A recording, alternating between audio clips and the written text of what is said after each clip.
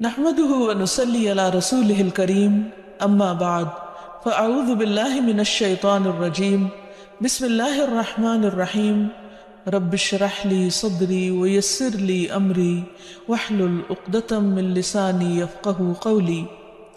ناظرین، پروگرام دعا کیجئے کے ساتھ ہم آپ کی خدمت میں حاضر ہیں۔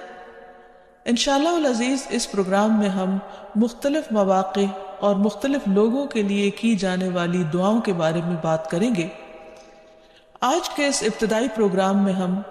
دعا کے آداب اور قبولیت کے مواقع وغیرہ کے موضوع پر بات کریں گے۔ دعا کیا ہے؟ دعا بندے کی اپنے رب سے التجا ہے،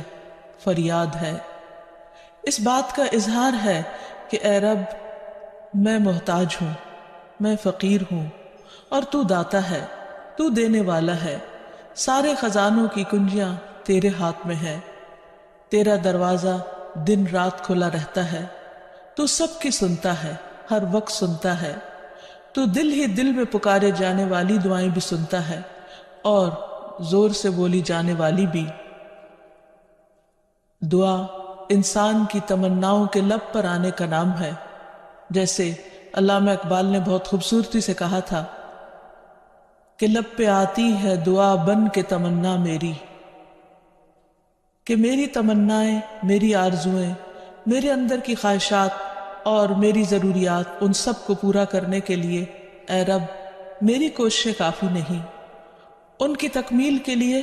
میں تیرے سامنے ہاتھ پھیلاتا ہوں اور میں تجھ سے ہی دعا کرتا ہوں۔ حضرت زکریا علیہ السلام نے بہت خشوع کے ساتھ اور بہت یقین کے ساتھ اپنے رب سے کہا تھا کہ وَلَمْ أَكُمْ بِدُعَائِكَ رَبِّ شَقِيًّا، کہ تجھ سے دعا مانگ کر اے رب میں کبھی بدبخت رہا ہی نہیں، نامراد رہا ہی نہیں، یعنی تو ضرور سنتا ہے، تو میری بھی سنے گا۔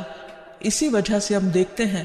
کہ وہ ایک طویل عرصے تک اولاد کی محرومی کے باوجود کبھی مایوس نہیں ہوئے، اپنے رب کو پکارتے رہے، مانگتے رہے، حتیٰ کہ ان کی دعا سن لی گئی۔ کیونکہ دعا کی قبولیت میں یہ بات ہمیشہ یاد رہے کہ اللہ سبحانہ وتعالی اپنی خاص حکمت کے تحت یہ جانتا ہے کہ کس بندے کو کب کیا چیز عطا کی جانی چاہیے۔ تو آئیے ابتدا میں ہم دیکھتے ہیں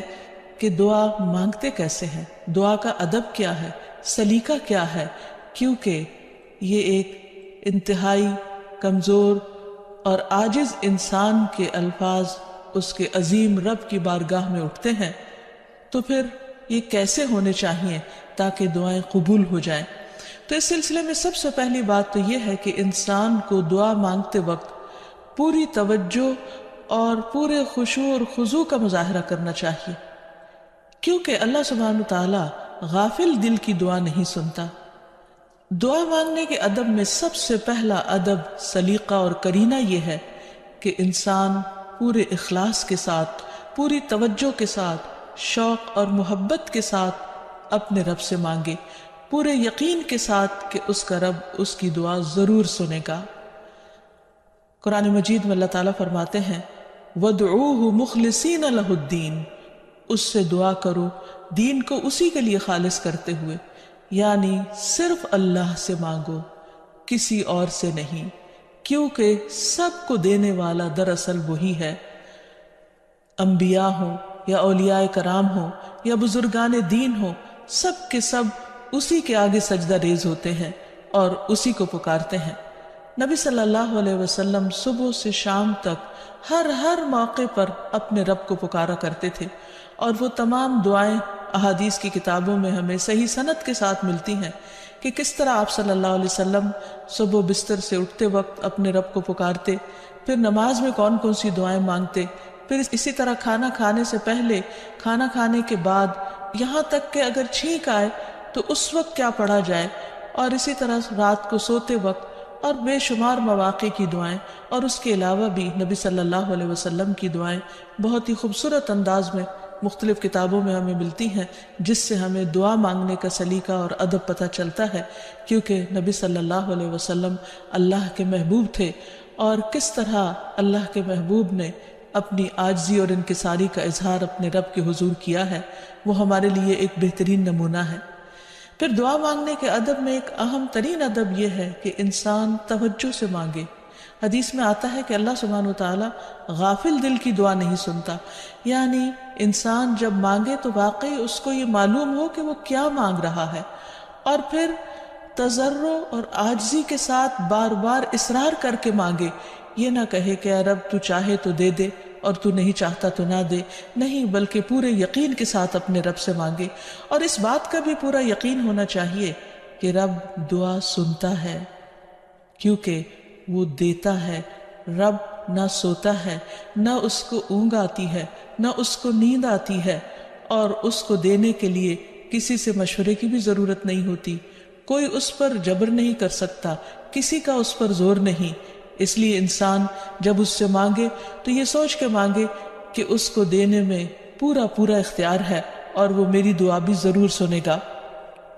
پھر اسی طرح انسان اپنی عاجزی اور مسکنت کا اظہار کرے، مانگتے وقت انسان اپنے اندر کو بالکل تکبر سے خالی کر لے اور یہ سمجھے کہ میں ایک انتہائی حقیر چیز ہوں اور میرا رب عظیم خالق ہے، پوری کائنات کا مالک ہے، اور میں اسی کے آگے ہاتھ پھیلا رہا ہوں جو میرے اٹھے ہوئے ہاتھوں کو کبھی خالی نہیں لوٹائے گا، اور اس کو دینے سے محبت ہے، وہ دے کر خوش ہوتا ہے اور دعا کرنے والے سے محبت رکھتا ہے، اور جو دعا نہیں کرتا اللہ تعالیٰ اس سے ناراض ہوتا ہے۔ اللہ سبحانہ وتعالیٰ قرآن مجید میں خود فرماتے ہیں وَقَالَ رَبُّكُمُ ادْعُونِي أَسْتَجِبْ لَكُمْ، تمہارا رب کہتا ہے مجھ سے دعا مانگو، ادعونی استجب لکم، میں تمہاری دعائیں قبول کروں گا۔ اس لیے رب کے وعدے پر یقین کرتے ہوئے ہمیں دعا کرتے رہنا چاہیے۔ پھر اسی طرح یہ ہے کہ دعا میں عاجزی اور انکساری کے ساتھ ساتھ گریہ وزاری بھی ہونی چاہیے، جس طرح نبی صلی اللہ علیہ وسلم بدر کے موقع پر اللہ سبحانہ وتعالیٰ کے حضور آہوزاری کے ساتھ دعائیں کر رہے تھے۔ اس سلسلے میں روایت میں آتا ہے کہ نبی صلی اللہ علیہ وسلم قبلہ رخ ہو کر گڑ گڑا کے دعا کر رہے تھے کہ اے اللہ میرے لیے اپنے کیے ہوئے وعدے کو پورا فرما، اے اللہ اپنے وعدے کے مطابق عطا فرما، اے اللہ اگر اہل اسلام کی یہ جماعت ہلاک ہو گئی تو زمین پر تیری عبادت نہ کی جائے گی۔ اور پھر اس قدر عاجزی و زاری تھی کہ حضرت ابوبکر صدیق رضی اللہ تعالیٰ عنہ نے جب آپ کو دیکھا تو پیچھے سے آ کر آپ سے چمٹ گئے اور کہنے لگے کہ اے اللہ کے نبی اب بہت کافی ہو چکا، آپ نے اپنے رب سے بہت کچھ مانگ لیا، اللہ تعالیٰ آپ سے کیے ہوئے وعدے کو ضرور پورا کرے گا۔ پھر اسی طرح یہ ہے کہ انسان دعا میں تکرار کرے، یہ نہ ہو کہ ایک بار مانگے، دو بار مانگے اور اس کے بعد تھک کر بیٹھ جائے اور یہ کہے کہ میری دعا تو سنی نہیں جاتی، اس لیے دعا مانگنے کا فائدہ نہیں۔ نہیں، ہم دیکھتے ہیں کہ کس طرح انبیاء علیہ السلام مسلسل دعائیں مانگتے رہے، اصرار کے ساتھ مانگتے رہے۔ اس سلسلے میں ہمیں رسول اللہ صلی اللہ علیہ وسلم کی ایک حدیث سے بھی پتہ چلتا ہے کہ جب اصرار کے ساتھ اور تکرار کے ساتھ انسان دعا کرتا ہے تو اس کا کیا فائدہ ہوتا ہے۔ آپ صلی اللہ علیہ وسلم نے فرمایا جس شخص نے 3 مرتبہ اللہ تعالیٰ سے جنت مانگی، جنت اس کے لیے دعا کرنے لگتی ہے کہ اے اللہ اسے جنت میں داخل کر دے، اور جو شخص 3 مرتبہ دوزخ سے پناہ مانگے تو دوزخ اس کے لیے دعا کرنے لگتی ہے کہ یا رب اس شخص کو دوزخ سے پناہ دے۔ پھر اسی طرح یہ ہے کہ انسان کو چاہیے کہ انسان مانگنے کے انداز میں ہاتھ اٹھا کر اللہ تعالیٰ سے مانگے، کیونکہ اللہ سبحانہ وتعالیٰ بہت حیا والا ہے، بہت کرم فرمانے والا ہے۔ اس کو اس بات سے شرم آتی ہے کہ اس کا کوئی بندہ اس کے آگے ہاتھ پھیلائے اور پھر اللہ تعالیٰ ان ہاتھوں کو خالی لوٹا دے۔ وہ سب سے بڑا بادشاہ ہے، حقیقی بادشاہ، مالک کائنات، سارے خزانوں کا مالک، وہ کبھی بھی اپنے بندے کو خالی ہاتھ نہیں لوٹاتا۔ ہاں یہ ضرور ہے کہ کبھی وہ انسان کو فوراً مل جاتا ہے جو انسان اپنے لیے طلب کرتا ہے، اور کبھی ایسا ہوتا ہے کہ اس سے بہتر کچھ اور عطا کر دیا جاتا ہے، یا اس سے کوئی آنے والی مصیبت ٹال دی جاتی ہے، یا پھر آخرت میں اس کے لیے اس دعا کے اجر کو ذخیرہ کر دیا جاتا ہے، جسے دیکھ کر انسان تمنا کرے گا کہ کاش دنیا میں اس کو اپنی دعاؤں کے صلے میں کچھ بھی نہ ملا ہوتا۔ پھر اسی طرح یہ ہے کہ دعا کرتے وقت انسان کو حمد و ثنا کے ساتھ آغاز کرنا چاہیے، یعنی اللہ سبحانہ وتعالیٰ کی تعریف کرنی چاہیے، نبی صلی اللہ علیہ وسلم پر درود شریف پڑھنا چاہیے، اور اس کے بعد اپنی عرض رکھنی چاہیے۔ تو جس دعا کے آگے پیچھے درود شریف پڑھ لیا جائے وہ دعا بھی قبول ہوتی ہے۔ فضالہ بن عبید رضی اللہ عنہ سے روایت ہے کہ ایک مرتبہ رسول اکرم صلی اللہ علیہ وسلم تشریف فرما تھے۔ ایک شخص آیا اور اس نے نماز پڑھی، پھر کہنے لگا اے اللہ مجھے بخش دے اور مجھ پر رحم کر۔ تو رسول اللہ صلی اللہ علیہ وسلم نے فرمایا اے نمازی تو نے جلدی کی، جب نماز پڑھ چکو تو بیٹھے رہو، اللہ کی اس طرح حمد و ثنا بیان کرو جیسا کہ اس کا حق ہے، پھر مجھ پر درود بھیجو، پھر اس سے دعا کرو۔ یعنی یہ دعا مانگنے کا ادب اور سلیقہ ہے۔ پھر اسی طرح یہ ہے کہ انسان کی دعاؤں کی قبولیت میں بعض اوقات اس کے گناہ حائل ہوتے ہیں، اور جب انسان استغفار کرتا ہے، توبہ کرتا ہے، تو دروازے کھل جاتے ہیں۔ اسی لیے انسان جب دعا کرے تو اس کے ساتھ ساتھ اپنے رب سے توبہ اور استغفار کرے۔ پھر اسی طرح دعا کرنے کے ادب میں سے ایک چیز یہ بھی ہے کہ انسان جب دعا کرنا شروع کرے تو سب سے پہلے اپنے لیے دعا کرے، پھر اپنے قریبی لوگوں کے لیے دعا کرے، اور پھر تمام لوگوں کے لیے دعا کرے۔ جیسے حضرت ابراہیم علیہ السلام کی دعا میں آتا ہے ربنا اغفر لی ولوالدی وللمؤمنین یوم یقوم الحساب، کہ اے ہمارے رب مجھے بخش دے اور میرے والدین کو بخش دے اور تمام مومنوں کو بخش دے جس دن حساب کتاب قائم ہو۔ پھر اسی طرح دعا مانگنے کے آداب میں سے یہ بھی ہے کہ انسان جامع الفاظ کے ساتھ، بہترین الفاظ کے ساتھ دعا مانگے، اور اس سلسلے میں ہم دیکھتے ہیں کہ نبی صلی اللہ علیہ وسلم سے بڑھ کر کس کے الفاظ جامع ہو سکتے ہیں، کمپریہنسو، کہ کم الفاظ میں زیادہ بڑی چیزیں مانگی گئی ہیں۔ اس لیے ہمیں مسنون دعاؤں کو یاد کرنے اور ان کو پڑھنے کا بھی اہتمام کرنا چاہیے۔ نبی صلی اللہ علیہ وسلم کو جو خاص چیزیں عطا کی گئی تھی ان میں سے ایک چیز جوامع الکلم تھی، جس کے بارے میں آپ نے فرمایا اوتیت جوامع الکلم، مجھے جامع بات کہنے کی صلاحیت بخشی گئی ہے، یعنی کم الفاظ میں زیادہ بڑا مضمون۔ پھر اسی طرح انسان کو اپنے نیک اعمال کو وسیلہ بنا کر دعا کرنی چاہیے۔ اگر زندگی میں انسان نے خالصتاً اللہ تعالیٰ کے لیے کچھ کام کیا ہو تو مشکل وقت میں، تکلیف کے وقت میں، پریشانی کے وقت میں انسان اپنے رب کے سامنے اس نیک عمل کا ذکر کر کے اس کے وسیلے سے دعا کرے۔ جیسے ہمیں ایک حدیث سے پتہ چلتا ہے کہ کچھ لوگ کہیں سفر پر جا رہے تھے تو راستے میں بارش شروع ہو گئی، بارش سے بچنے کے لیے انہوں نے غار میں پناہ لی، تو اتنے میں ایک بڑا پتھر لڑک کر غار کے دروازے کے آگے آ گرا اور غار کا دروازہ بند ہو گیا، اور اس طرح وہ باہر نہیں نکل پا رہے تھے۔ تو اس وقت ان تینوں نے آپس میں یہی سوچا کہ ہم اپنے اس عمل کو سامنے رکھ کر اللہ تعالیٰ سے دعا کرتے ہیں جو خالصتاً ہم نے اللہ تعالیٰ کی رضا کے لیے کیا۔ تو بہرحال تینوں نے اپنے اپنے نیک عمل کا ذکر کیا، جس کی بدولت ان کی دعا قبول ہو گئی اور غار کے پتھر ہٹ گیا جو کہ بظاہر ناممکنات میں سے تھا، اور اس طرح وہ لوگ وہاں سے نکل آئے، ادروائز ان کی زندگی بھی خطرے میں تھی۔ پھر اسی طرح یہ ہے کہ اللہ تعالیٰ کے خوبصورت ناموں کو وسیلہ بنا کر دعا کرنی چاہیے۔ قرآن مجید میں آتا ہے وَلِلَّهِ الْأَسْمَاءُ الْحُسْنَى فَادْعُوهُ بِهَا، اور اللہ کے لیے ہیں اچھے اچھے نام،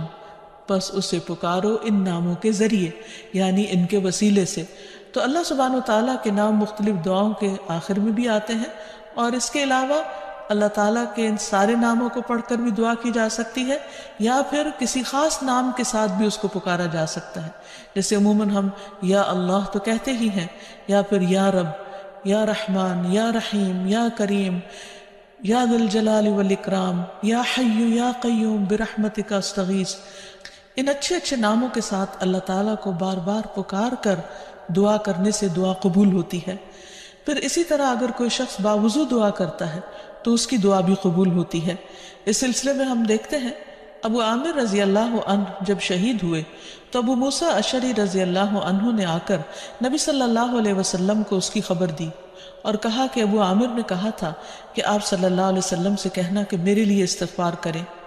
آپ نے پانی طلب فرمایا، وضو کیا، پھر ہاتھ اٹھا کر دعا کی، اے اللہ عبید ابو عامر کی مغفرت فرما۔ پھر اسی طرح دعا کی قبولیت کے آداب میں سے ایک ادب یہ بھی ہے کہ انسان حلال رزق کا اہتمام کرے۔ نبی اکرم صلی اللہ علیہ وسلم نے ایک شخص کا ذکر کیا کہ وہ طویل سفر کرتا ہے، پریشان حال ہے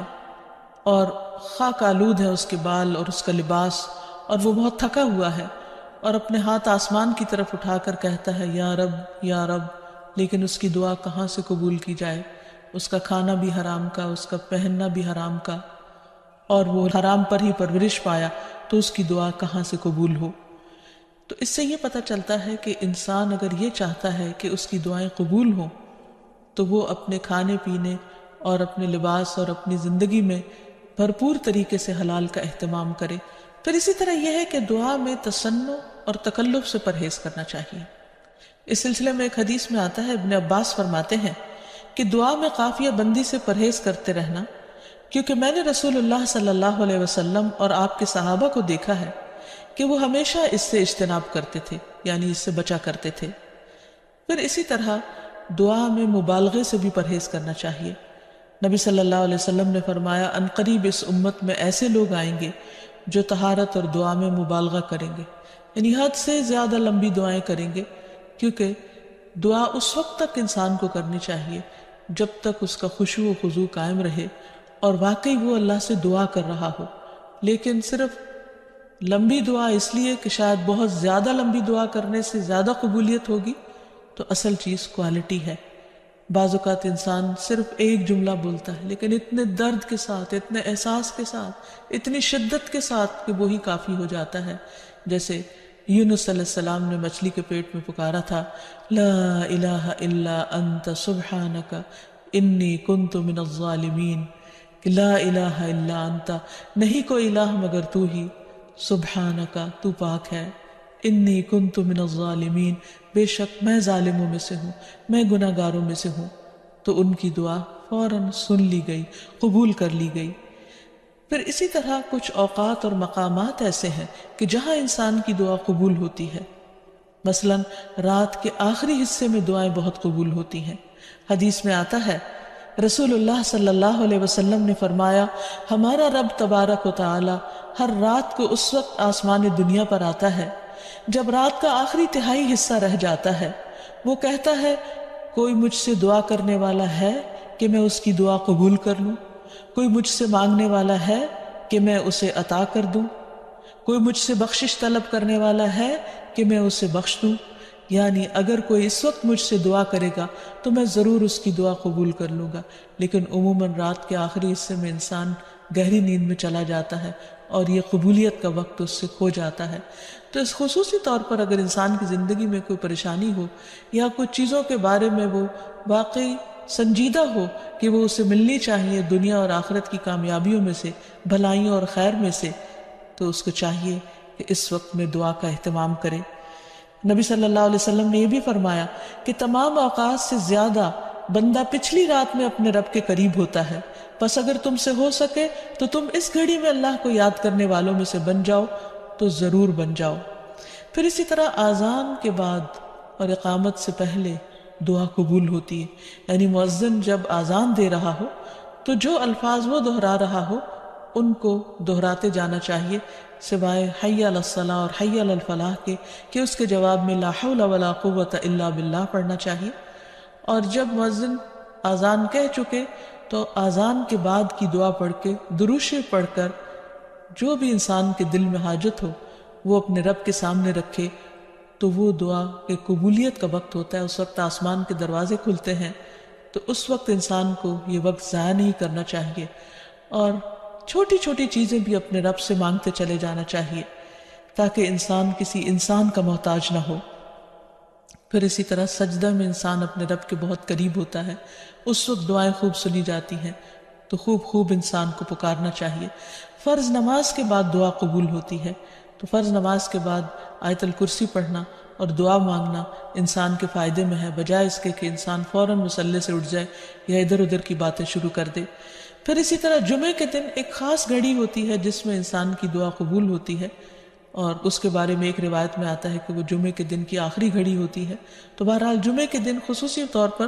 دعاؤں کے مانگنے کا اہتمام کرنا چاہیے۔ پھر اسی طرح ماہ رمضان میں ہر دن اور رات میں ایک گھڑی ایسی ہوتی ہے کہ جس میں دعا قبول ہوتی ہے، اس وقت بھی زیادہ سے زیادہ دعائیں مانگنی چاہیے۔ عرفہ کے دن اللہ سبحانہ وتعالیٰ سب سے زیادہ لوگوں کو جہنم کی آگ سے آزاد کرتا ہے، تو اس دن وہاں کے لوگ جو حج پر گئے ہیں وہ تو دعائیں مانگتے ہی ہیں، اور جو لوگ نہیں بھی جا سکے وہ بھی اس دن کی برکت سے فائدہ اٹھاتے ہوئے خوب خوب دعائیں کریں۔